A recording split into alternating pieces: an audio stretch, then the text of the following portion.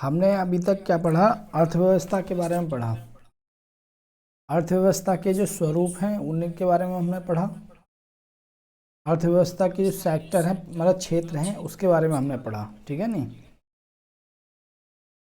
अभी तक जो हम लोगों ने इकोनॉमिक्स में पढ़ा है बेसिक में, वो ये पढ़ा है अर्थव्यवस्था के बारे में। थोड़ा सा एक बार बता देता हूँ कि अर्थशास्त्र और अर्थव्यवस्था के बारे में पढ़ा कि हमने अर्थशास्त्र का क्लासिफिकेशन देखा कि व्यष्टि अर्थशास्त्र क्या होता है, समष्टि अर्थशास्त्र क्या होता है, कौन कौन से आपके पास घटक इसके अंतर्गत आते हैं, व्यष्टि के अंतर्गत कौन से आते हैं, समष्टि के अंतर्गत।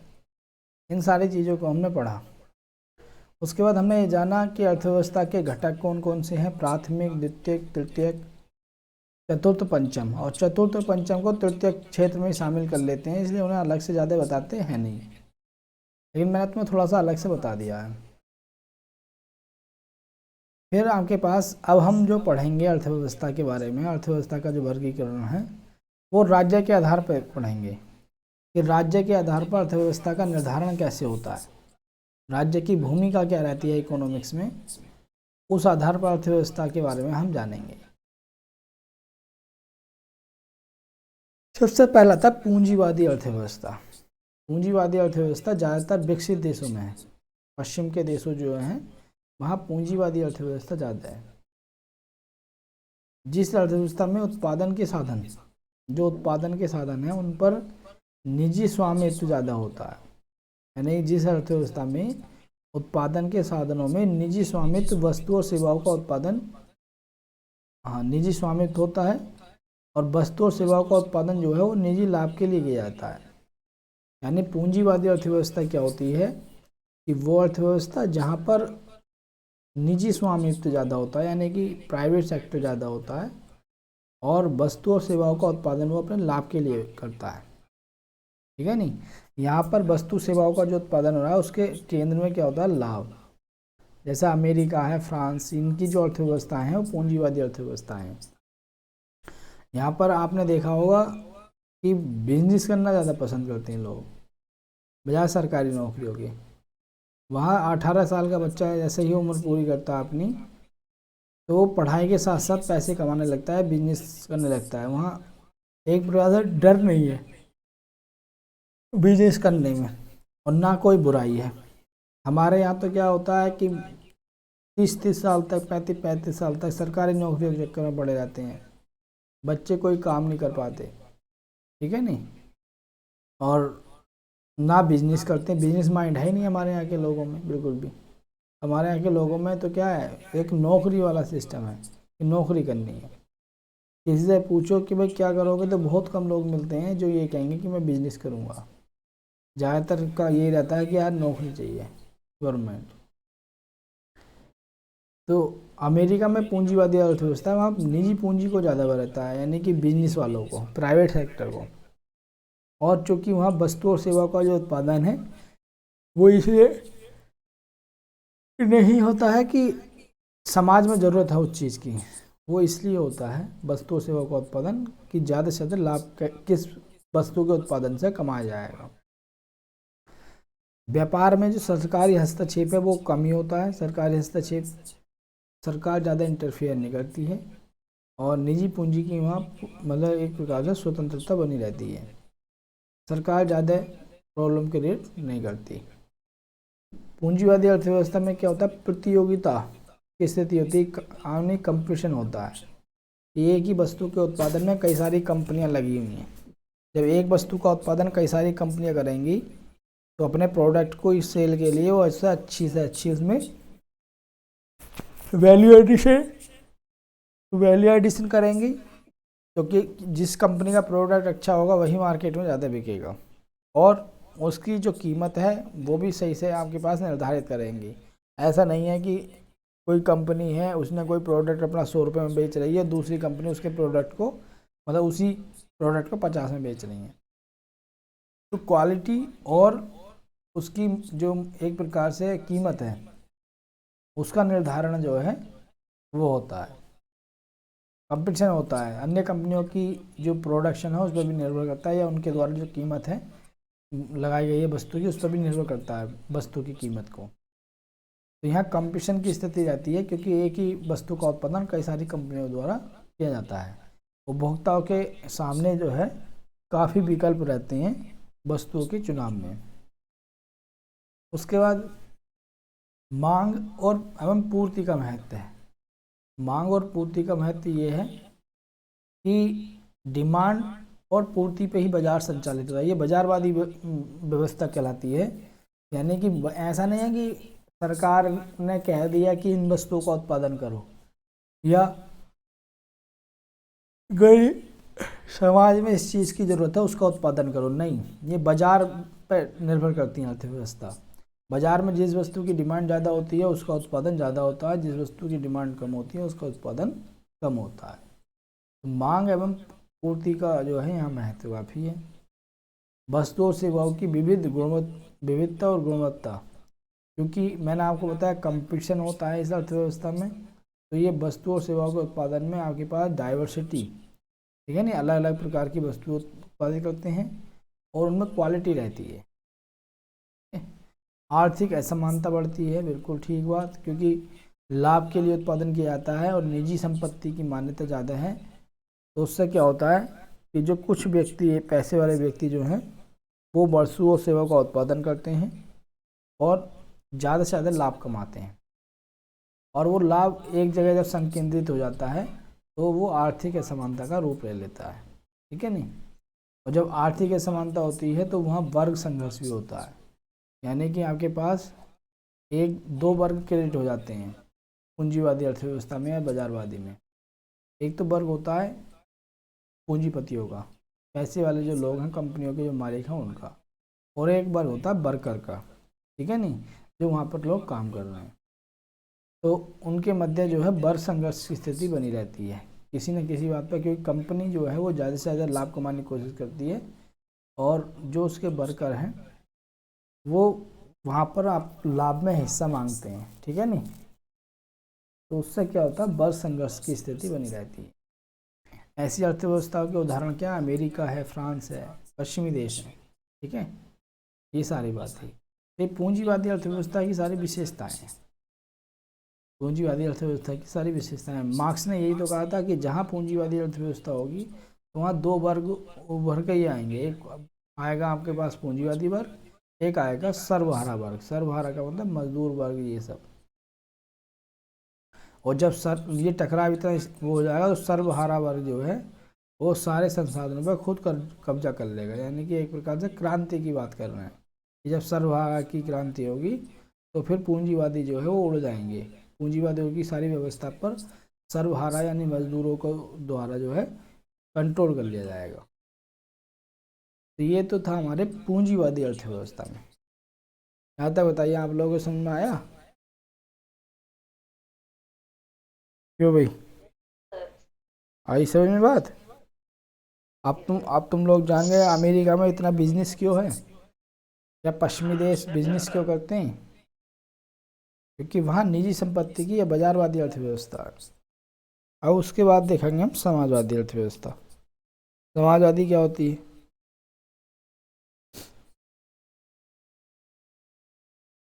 State socialist economy. ये क्या होता है भाई, ये देखते हैं।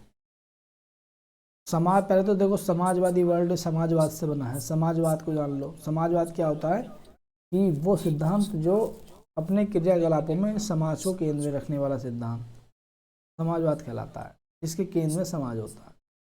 तो समाजवादी अर्थव्यवस्था है, तो समाजवादी अर्थव्यवस्था का मतलब केंद्र में ये किसे रखेगी, पब्लिक को रखेगी, समाज को रखेगी, ठीक है। इसका विचार जर्मन दार्शनिक कार्ल मार्क्स ने द्वारा दिया गया, क्योंकि कार्ल मार्क्स ने जो है बताया कि समाजवादी अर्थव्यवस्था के बारे में। इस अर्थव्यवस्था में क्या होता है, मतलब राज्य अर्थव्यवस्था में वस्तु और सेवा के उत्पादन और वितरण पर स्वामित्व होता है। यानी कि देखो यहाँ निजी स्वामित्व की बात है, यानी कि निजी लोग यानी प्राइवेट सेक्टर ज़्यादा यहाँ मतलब आपके पास हावी है, लेकिन यहाँ प्राइवेट सेक्टर हावी नहीं है। यहाँ जो है देश के जो भी उत्पादन के साधन हैं, वस्तु और सेवाओं के उत्पादन के साधन हैं, उन पर सरकार का कब्जा है। ठीक है नहीं, सरकार का सामूहिक स्वामित्व का मतलब होता है पब्लिक का स्वामित्व होता है, क्योंकि सरकार का मतलब पब्लिक से है। ठीक है नहीं, तो यहाँ जो उत्पादन के साधन है वहाँ पर किसका कंट्रोल होता है? सरकार का।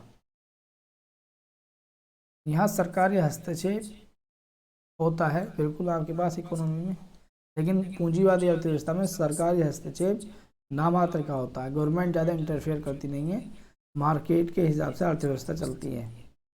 लेकिन हम मतलब यहाँ पर आपके पास समाजवादी में क्या होता है, वो सरकारी हस्तक्षेप यहाँ रहता है। सरकार जो है लोगों को उनकी ज़रूरत के हिसाब से और उनके आपके पास जो भी आवश्यकताएं हैं उनकी पूर्ति के लिए बहुत सारी चीज़ों का खुद उत्पादन करती है। जिस क्षेत्र में प्राइवेट सेक्टर उत्पादित नहीं करता वस्तुओं को, उस क्षेत्र में सरकार करती है लोगों की आवश्यकताओं को पूरी करने के लिए। यहाँ सरकारी हस्तक्षेप रहता है और सरकार निजी संपत्ति नहीं रहती, उत्पादन के साधनों पर सरकारी हस्तक्षेप रहता है। इसलिए कहा जा रहा है कि राज्य उत्पादन के साधनों पर सामूहिक स्थायित्व की बात। सामूहिक स्थायित्व का मतलब होता है कि समूह के रूप में जो है पूरे राज्य का एक प्रकार से उसमें स्वामित्व रहता है, राज्य के जो संसाधन है उन पर। केंद्रीकृत नियोजन होता है, यानी कि राज्य विभिन्न योजनाओं को बनाकर लोगों के विकास के लिए काम करता है।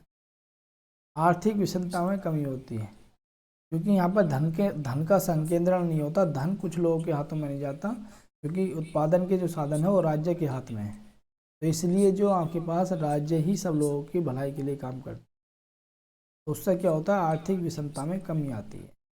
यानी कि आपके पास जब राज्य काम करेगा तो सभी लोगों के हित के लिए काम करेगा, सभी लोगों को गरीबी से निकालने के लिए काम करेगा, समाज मतलब आपके पास कल्याणकारी योजनाओं को चलाएगा। उससे क्या होगा, वहाँ आर्थिक विषमता कम होगी। इधर आर्थिक विषमता पूंजीवादी में ज़्यादा है। क्यों? क्योंकि यहाँ सरकार का हस्तक्षेप नहीं है और बाजार के आधार पर अर्थव्यवस्था चलती है। तो जिसके पास पैसा ज़्यादा है वो उसी हिसाब से ज़्यादा इन्वेस्टमेंट करता है। ठीक है नहीं, और जो भी कंपनियां प्रोडक्शन कर रही हैं वो लाभ कमाने के लिए कर रही हैं। तो उससे क्या होता है, वर्ग मतलब विषमता आती है लोगों में, कुछ लोग अमीर हो जाते हैं, कुछ लोग गरीब रह जाते हैं। इसमें वर्ग संघर्ष की समाप्ति होती है, क्योंकि उत्पादन के साधनों पर राज्य का कंट्रोल है, तो फिर वर्ग संघर्ष की बात ही नहीं है, राज्य लोगों के लिए काम करता है। वर्ग संघर्ष कहाँ होता है, जहाँ पूंजीवादी अर्थव्यवस्था होती है। इस अर्थव्यवस्था में क्या है, नागरिकों को वस्तु और सेवाओं का उत्पादन किया, मतलब नागरिकों को वस्तु और सेवाओं का उत्पादन किया जाता है। ये गलत लिखा हुआ थोड़ा सा। इस व्यवस्था के अंतर्गत नागरिकों के लिए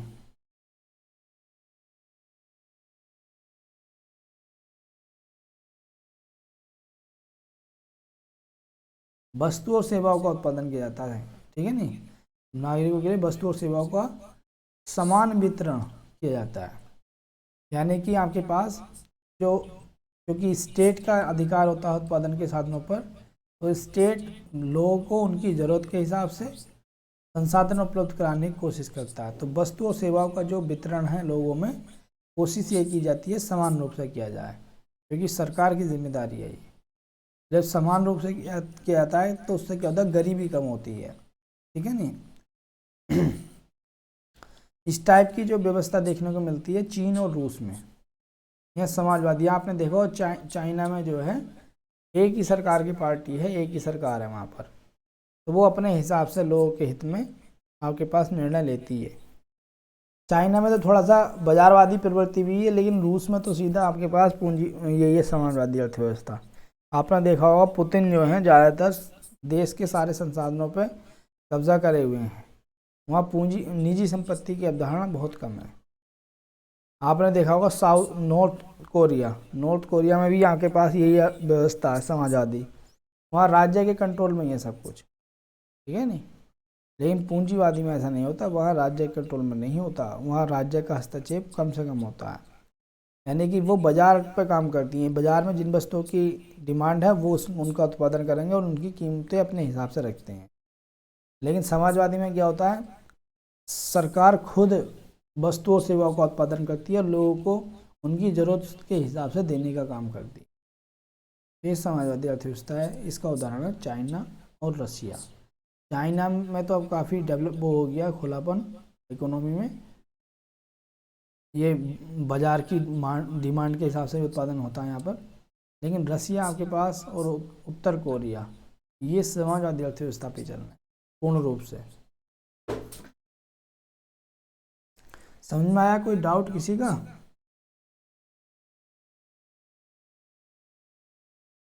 क्यों भाई?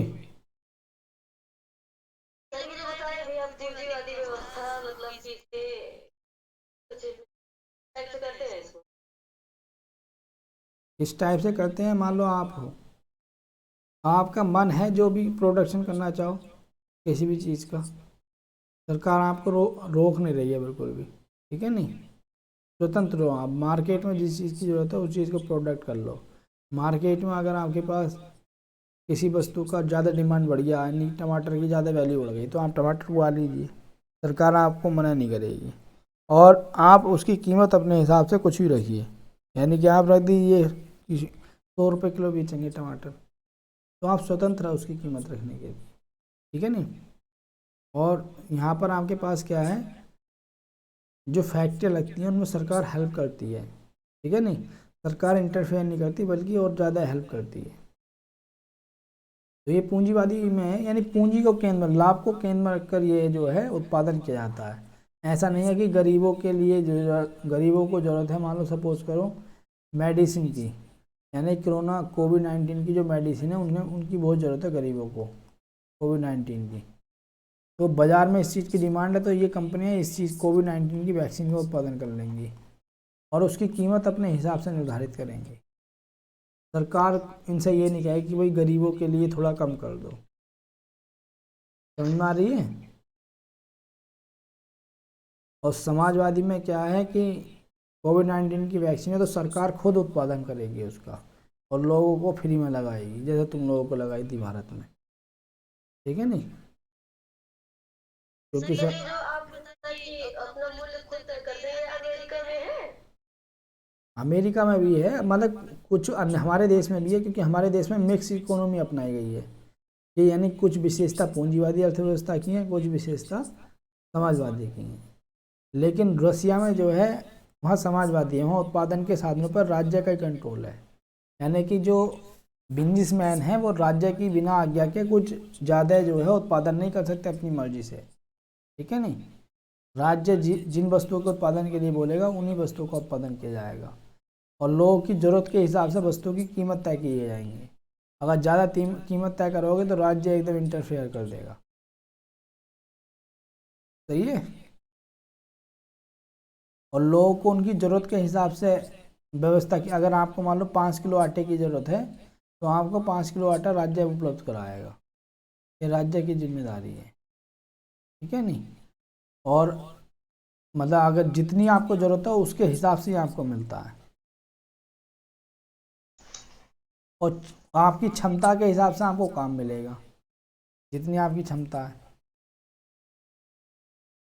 तो ये सारी विशेषताएं हैं कि सरकारी हस्तक्षेप नहीं मतलब होता है, क्योंकि सरकार इंटरफेयर करती है, राज्य में जो उत्पादन के साधन है उस पर राज्य का कब्जा होता है। केंद्रीकृत यानी योजना बना के, जैसे हमारे यहाँ पंचवर्षीय योजना बनाई, 5 साल के लिए योजना बनाती थी गवर्नमेंट और उसके बाद भारत विकास करती थी, जो भी योजना में लक्ष्य रखे जाते थे उन्हें पूरा करती थी। तो ऐसे यहाँ पर योजना बनाकर आपके पास लक्ष्यों की पूर्ति की जाती है, जबकि पूंजीवादी व्यवस्था में ऐसा नहीं है, वहाँ सब मार्केट पर छोड़ दिया जाता है। आर्थिक विषमता की यहाँ कमी होती है, क्योंकि राज्य के हाथ में संसाधन होते हैं तो राज्य पूंजी का संकेंद्रण नहीं करता है, जो करता भी है कि पूंजी कमाता भी है तो लोगों में जो लोगों के कल्याण के लिए योजनाएं हैं उनमें खर्च करता है। लेकिन यहाँ पर क्या है, पूंजीवादी में आपके पास एक साइड किसी ने कंपनी लगा दी पैसे वाले व्यक्ति ने, तो लाभ कमा रहा है और उस लाभ का हिस्सा लोगों में गरीबों में जा नहीं रहा, ठीक है नहीं। तो उससे क्या हो रहा है, धन, जैसे हमारे यहाँ आज तुम देख रहे हो कि अडानी अंबानी ये बिजनेसमैन है, मात्र सारे लोग 10% बिजनेस पैसे वाले लोग हैं हमारे यहाँ, और 10% लोगों के पास 90% मतलब 70% वो है एसेट संपत्ति। मात्र केवल भारत के 10% लोगों के पास 70% संपत्ति है पूरे देश की, और बाकी 30% संपत्ति भारत के कितने परसेंट 90% लोगों के पास है। तो ये असमानता ही तो है, ठीक है नहीं। मतलब हर 10% लोगों के पास पूरी प्रॉपर्टी का 70%। हाँ जी 10% है, 10% और उसमें बाकी सब मतलब नहीं है, 90, नहीं है। हाँ 90% बचे ना, 10% निकाल के, तो 90% लोगों के पास 30% है, उधर 70 में से बचे कितना 30%, 30% प्रॉपर्टी है मात्र। तो कितनी बड़ी असमानता है, ठीक है नहीं। तो ये समाजवादी अर्थव्यवस्था होगी, यहाँ राज्य का हस्तक्षेप होता है। अब आता है मिक्स अर्थव्यवस्था। मिक्स इकोनॉमी में क्या होता है, कुछ बातें समाजवादी अर्थव्यवस्था की शामिल होती हैं, कुछ बातें पूंजीवादी अर्थव्यवस्था की शामिल होती हैं। तो इस इकोनॉमी में कुछ आपके पास समाजवादी अर्थव्यवस्था के गुण पाए जाते हैं, कुछ पूंजीवादी के, ठीक है नहीं। तो समाजवादी अर्थव्यवस्था के गुण और पूंजीवादी के दोनों के गुण पाए जाते हैं, यानी कि राज्य यहाँ पर पूर्ण रूप से कंट्रोल नहीं करता, राज्य यहाँ फैसिलिटेटर का काम करता है, ठीक है नहीं। राज्य है कंट्रोल तो करता है लेकिन इतना ज़्यादा इंटरफेयर नहीं करता। यहाँ पर सार्वजनिक क्षेत्र यानी सरकारी क्षेत्र और निजी क्षेत्र दोनों मिलकर काम करते हैं। जिन क्षेत्रों में वस्तु और सेवा का उत्पादन निजी क्षेत्र नहीं करता तो उन क्षेत्रों में फिर सरकार करती है। जैसा आपने देखे होंगे जो बड़े बड़े सीमेंट उद्योग है, ठीक है नहीं, स्टील उद्योग है, तो बड़े बड़े उद्योग जितने भी है उसमें निजी हस्तक्षेप बहुत कम है, सरकारी हस्तक्षेप ज़्यादा है, सरकार ही करती है। क्योंकि इनमें क्या होता है, ये पैसा बहुत लगता है इन उद्योगों में, और भाई ये आधारभूत उद्योग हैं, जैसे लोहा है आधारभूत है क्योंकि उसके ऊपर बहुत सारे उद्योग टिके हुए हैं।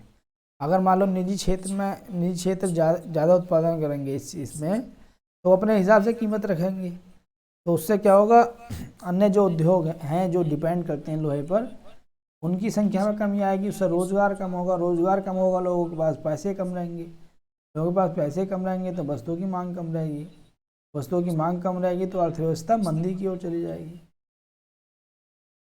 तो इसलिए सरकार ने बड़े बड़े जो भी ऐसे क्षेत्र हैं जहाँ पर निजी लोग उत्पादन नहीं करते, क्योंकि निजी क्षेत्र करता है लाभ के लिए उत्पादन, जहाँ प्रॉफिट होगा वहाँ पैसे इन्वेस्ट करे। तो ऐसे क्षेत्र जहाँ निजी क्षेत्र उत्पादित वस्तुओं का उत्पादन नहीं करते तो वहाँ फिर सरकार आती है। तो बड़े बड़े जो आधारभूत उद्योग हैं सीमेंट सरिया इनके लिए उत्पादन के लिए सरकार की अपनी कंपनियां हैं, ठीक है नहीं, सरकार के अपने जो है उद्यम है, गेल है सेल है, ये सब सरकार की कंपनियां तो हैं। तो मिक्स इकोनॉमी में क्या होता है कि सरकार और निजी क्षेत्र यानी जिन क्षेत्रों में निजी क्षेत्र वस्तु सेवाओं का उत्पादन नहीं कर सकते वहाँ सरकार करती है, और जहाँ पर निजी क्षेत्र कर सकते हैं वहाँ निजी क्षेत्र करते हैं। और निजी क्षेत्र ज़्यादा कीमत नहीं रख सकते किसी वस्तु की। अगर कोई आपके पास ज़रूरत की वस्तु है आपके पास गरीबों के लिए तो उसकी कीमत निजी क्षेत्र ज़्यादा नहीं रख सकते। अगर ज़्यादा रखेंगे एक लिमिट से तो सरकार उस पर कैप लगाती है, सरकार वहाँ इंटरफेयर कर देती है, ठीक है नहीं। तब जब वस्तु की कीमत जो है एक लिमिट से ज़्यादा तय की जाती है तब सरकार फिर वहाँ उसकी कीमत कम कराने की कोशिश करती है। क्यों? क्योंकि भारत में ऐसे बहुत सारे लोग हैं जो आज भी उन दवाइयों तक या वस्तु तक पहुँच जिनकी नहीं है, तो उनकी पहुँच को सुनिश्चित करने के लिए सरकार उस वस्तु की कीमत का निर्धारण कर सकती है। आर्थिक नियोजन मिलता है यहाँ भी आपके पास 5 साल का पूरा प्लान बना दिया जाता है कैसा अर्थव्यवस्था ग्रो करना है, और जो उद्देश्य बने हुए हैं 5 साल के उन पर फिर काम किया जाता है, ये सारी चीज़। फिर उसके बाद सरकार नियामक की भूमिका निभाती है। नियामक का मतलब रेगुलेटर की। सरकार केवल मतलब रेगुलेशन का काम करती है, नियंत्रण का काम करती है, इंटरफेयर नहीं करती।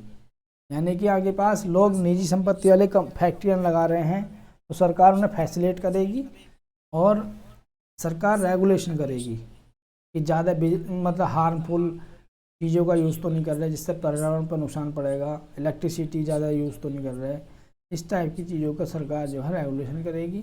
कि नियम कानून जो है वहाँ फॉलो किए जा रहे हैं कि नहीं किए जा रहे हैं। व्यक्तिगत स्वतंत्रता में यहाँ होती तो है लेकिन कम होती है, ठीक है नहीं, ऐसा नहीं है कि पूंजीवादी अर्थव्यवस्था की तरह हो। तो व्यक्तिगत स्वतंत्रता तो हमारे पास है, हम कोई भी किसी वस्तु का उत्पादन करें, उसके कितने भी दाम रखें, ये हमारी मर्जी है।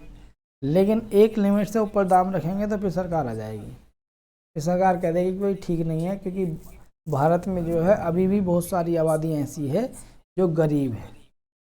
तो अगर आप इतने सारे दाम रख दोगे तो फिर गरीबों को चीज़ें कहाँ से मिलेंगी, तो फिर सरकार इंटरफेयर कर देती है। तो वो अर्थव्यवस्था जहाँ पर पब्लिक और निजी दोनों का के पास सहयोगी रूप होता है, दोनों मिलकर काम करते हैं, और राज्य जो है वो उत्पादन और उत्पादन के जो साधन है उसमें रेगुलेशन का काम करता है, और वो क्षेत्र जो निजी क्षेत्र द्वारा जहाँ वस्तु को सेवाओं का उत्पादन नहीं होता तो वहाँ फिर राज्य करता है। तो उस अर्थव्यवस्था को क्या कहते हैं, मिक्स अर्थव्यवस्था, ठीक है नहीं। जैसे भारत में जो इकोनॉमी है वो मिक्स इकोनॉमी है, मिक्स अर्थव्यवस्था है, ठीक है। आया समझ में तुम्हारे नहीं है? ठीक, अपने लेक्चर को यहाँ तक ही करते हैं और फिर उसके बाद हम दूसरा लेक्चर करते हैं।